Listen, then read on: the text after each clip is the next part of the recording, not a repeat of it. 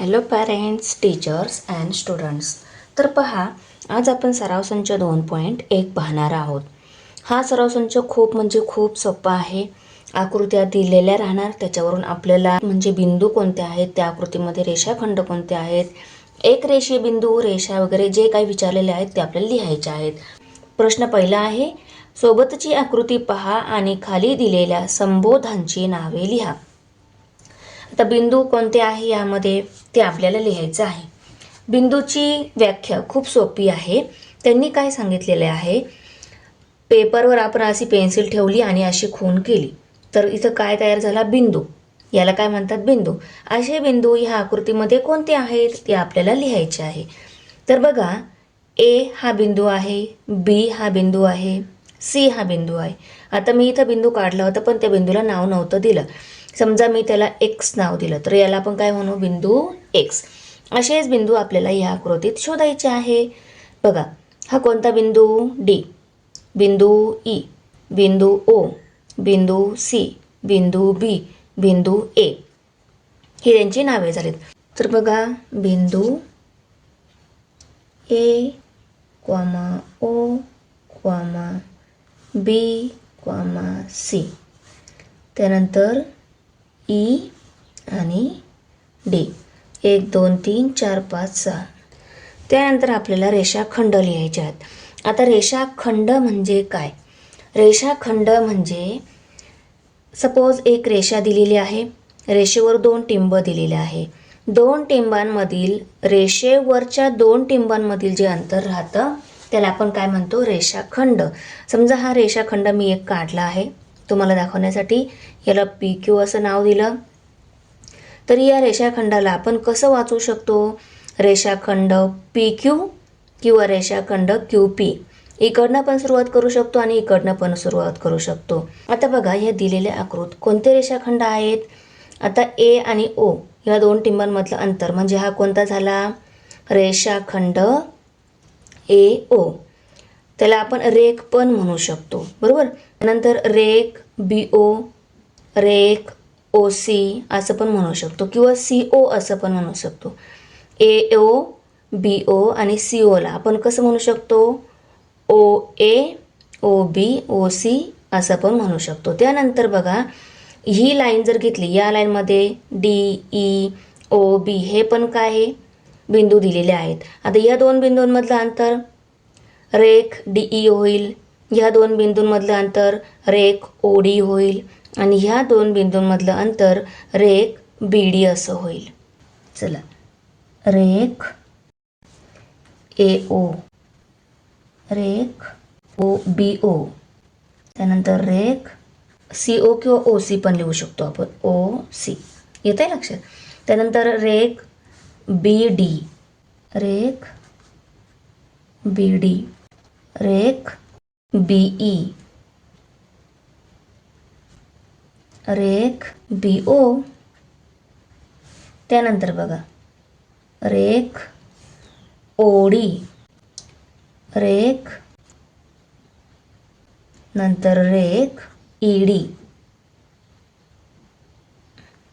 तर आपल्या इथे 9 रेख म्हणजे रेषाखंड झाले, ते आपण इथे लिहून घेतले. आता आपल्याला लिहायचे आहेत किरण. किरण म्हणजे काय असतं, एक लाईन असते, त्याच्यावर 2 बिंदू असतात आणि ती लाईन एकाच दिशेला वाढत जाते. बघा, ही किरणाची बाणाचे जे टोक दिसतं आहे त्या दिशेला तो किरण वाढत जातो.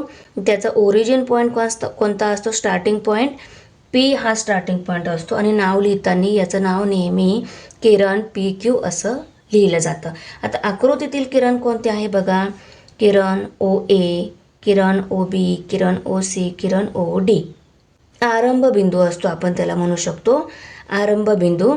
त्या बिंदूपासून सुरू होते आणि दुसऱ्या दिशेला वाढते. ओके, म्हणून या आकृतीमध्ये टोटल 4 किरण आहेत, ओ बी, ओ सी आणि ओ डी. चला तर ही किरण लिहून घेऊया. ओ ए,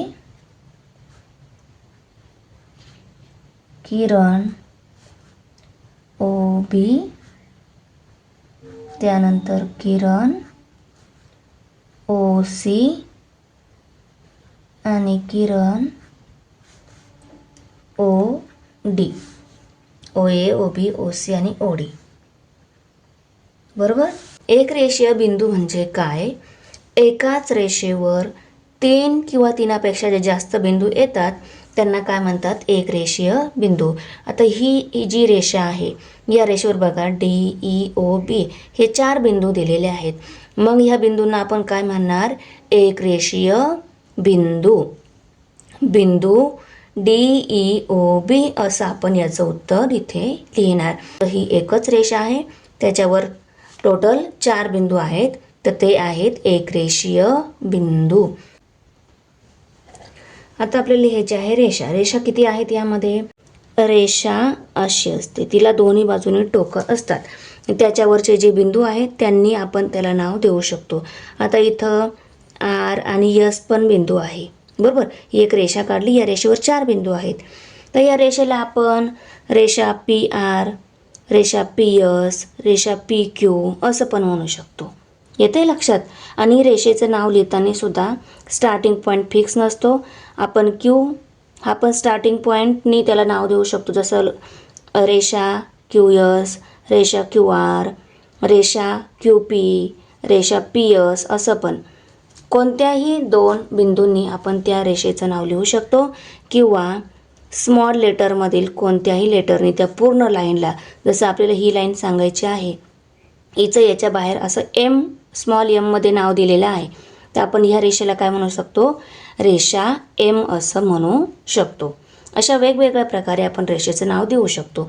तर बघा, आता ह्या आकृतीमध्ये रेषा कोणत्या आहेत? समजा ही एक रेषा पकडली आपण, हीच एक पूर्ण रेषा आहे, मोठी रेषा आहे, त्यावरती 1, 2, 3, 4 बिंदू आहेत. तर आपण ह्या रेषेला कशा प्रकारे नाव देऊ शकतो? रेषा डी ई, रेषा डी ओ, रेषा डी बी, त्यानंतर रेषा ई ओ, रेषा ई बी असं पण नाव देऊ शकतो. आणि सगळ्यात शेवटी रेषा ओ बी असं नाव देऊ शकतो. जशी मी इथं तुम्हाला काढून दाखवली ही रेषा, त्यांच्यावरील कोणत्याही 2 बिंदूंनी आपण त्या रेषेला नाव देऊ शकतो. डी ई, रेषा डी ओ, रेषा डी बी, डी ई, डी ओ आणि डी बी. पण ई ओ ही पण रेषा लिहू शकतो. रेषा ई ओ, रेषा ई बी, ओ बी. आता नैक रेषीय बिंदू म्हणजे काय? नैक रेषीय बिंदू म्हणजे एकाच रेषेवर न येणारे कुठलेही 3 किंवा 3पेक्षा जास्त बिंदू, त्याला आपण काय म्हणतो? नैक रेषीय बिंदू. नैक रेषीय म्हणजे काय? न एक रेषीय. नैक म्हणजे न एक रेषीय, त्याला काय म्हणतो आपण? नैक रेषीय बिंदू. कुठल्याही वेगळ्या ठिकाणी पण एका लाईनवर 3 नाही यायला पाहिजे. एका लाईनवर 3 किंवा 3पेक्षा जास्त नाही यायला पाहिजे, तर वेगवेगळ्या ठिकाणी यायला पाहिजे, त्याला काय बोलतो आपण? नैक रेषीय. जसे ए ओ बी हे काय आहे? 3 वेगळ्या ठिकाणी एकाच रेषेवर येतात का हे बिंदू? नाही, म्हणून याला काय म्हणतो आपण? नैक रेषीय बिंदू. आता याला आपण बिंदू ए ओ बी असं लिहून घेऊ. त्यानंतर बिंदू B O C, B O आणि सी. त्यानंतर बघा बिंदू डी ई ए, सी ओ ई पण लिहू शकतो. त्यानंतर बघा बिंदू ई ओ ए असं पण आपण लिहू शकतो. नंतर बघा बिंदू बी ओ सी. त्यानंतर आपण बिंदू डी ओ सी पण लिहू शकतो. आता आपल्याला प्रश्न 2 बघायचा आहे. काय प्रश्न आहे? खालील आकृत्या काढा. रेषा बी टी काढा, त्यानंतर किरण डी ई काढा, रेख एम पी काढा, रेषा वाय काढा आणि बिंदू एम काढा. या सगळ्या आकृत्या आपल्याला आता एकामागून एक सगळ्या काढायच्या आहे. मी रेषा काढते आहे. त्या रेषेवर 2 बिंदू देऊन त्या रेषेला रेषा बी टी असं नाव देते. ही झाली रेषा बी टी. तुम्ही टी इकडे पण लिहू शकता आणि हा बी इकडे पण लिहू शकता. त्यानंतर किरण डी ई. किरण जो असतो, किरणचा एकच स्टार्टिंग पॉईंट असतो आणि दुसऱ्या पॉईंटच्या डायरेक्शनने ते काय होते आहे, वाढत असते किरण. पण हा स्टार्टिंग पॉईंट झाला, याला पण किरण DE म्हटले म्हणून स्टार्टिंग पॉईंटला डीच नाव द्यायचं आणि दुसरा पॉईंट असणारे E, त्या दिशेला ती वाढत जाते किरण. येतंय लक्षात? तर हा झाला किरण DE. आता रेख MP काढायची आहे. रेख MP आपण असे M आणि P पॉईंट देऊन अशी पण दाखवू शकतो. ही झाली रेख MP. दोन बिंदूंना जोडणारी जी लाईन असते ती काय असते, रेख MP असते. ही झाली रेख MP. त्यानंतर रेषा Y. आपण रेषा काढू एक. बघा, रेषेला दोन टोकं असतात, दोन्ही साईडला ती रेषा वाढत असते. ही रेषा आहे Y. हिला आपण काय लेबल केलं, रेषा Y. ओके. जेव्हा पूर्ण रेषेला एकच लेटरने दाखवतात तेव्हा ते लेटर स्मॉल लेटर असतं. Y हे काय आहे, स्मॉल लेटर. रेषा Y आपण दाखवली. त्यानंतर बिंदू M काढायचा आहे आपल्याला. बिंदू कसा असतो, पेन्सिल ठेवून आपण जेव्हा अशी खूण करू तो काय झाला, बिंदू झाला.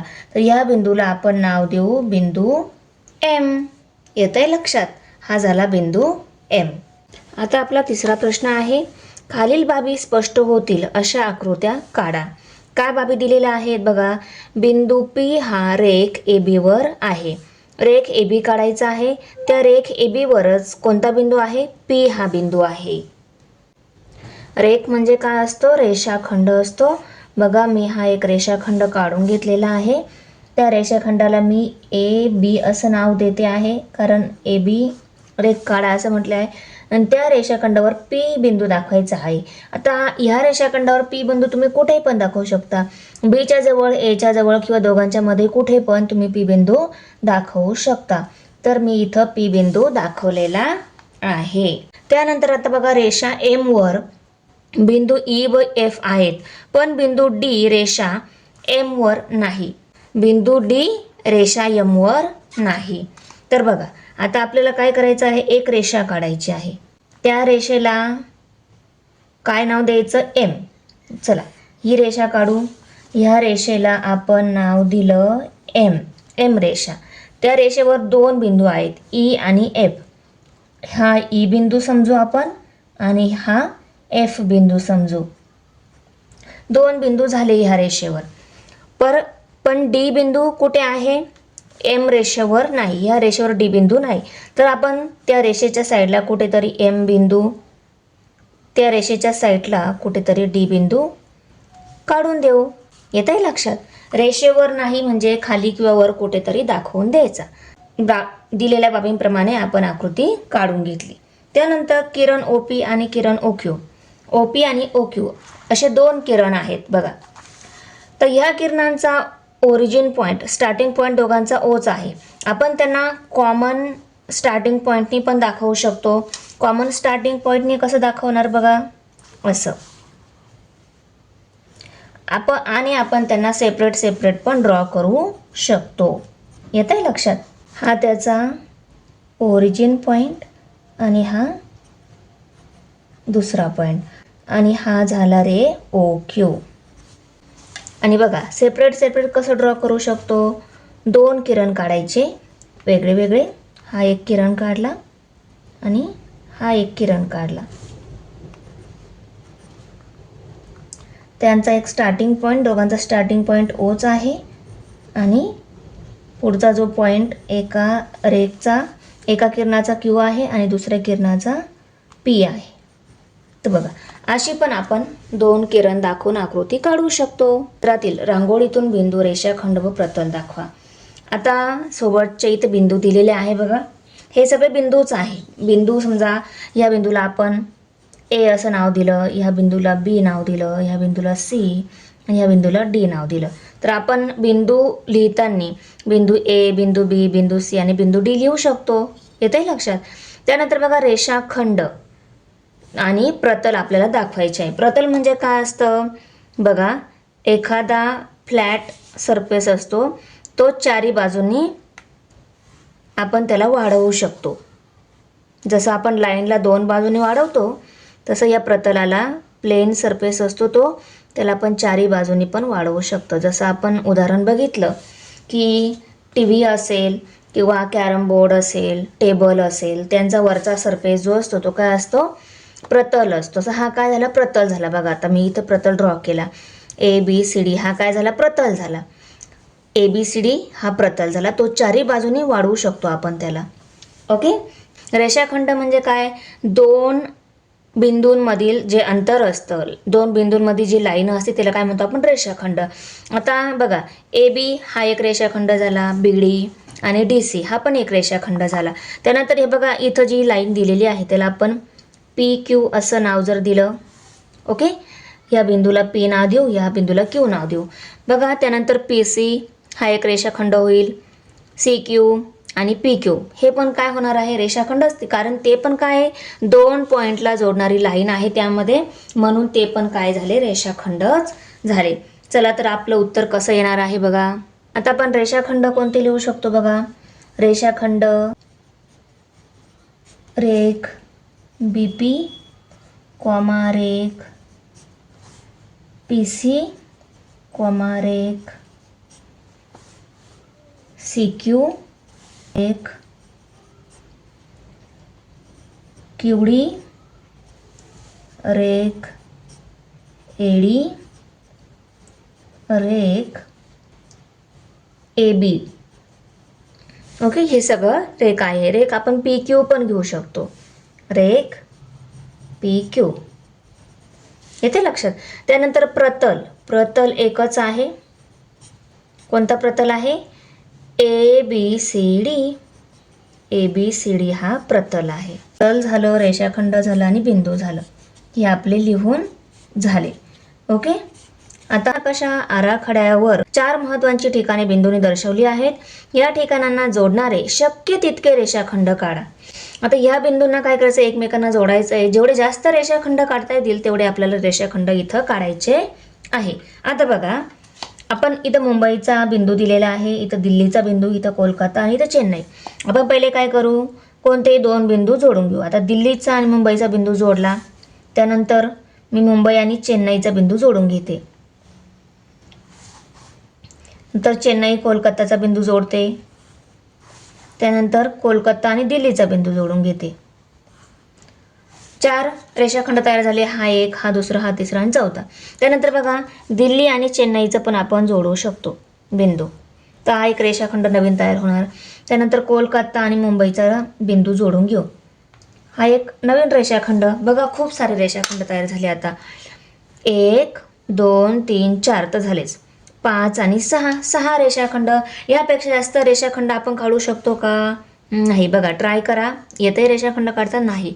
ते एवढे रेषाखंड काढता येणार आहे. तर आपला इथे सराव संच 2.1 पूर्ण झाला.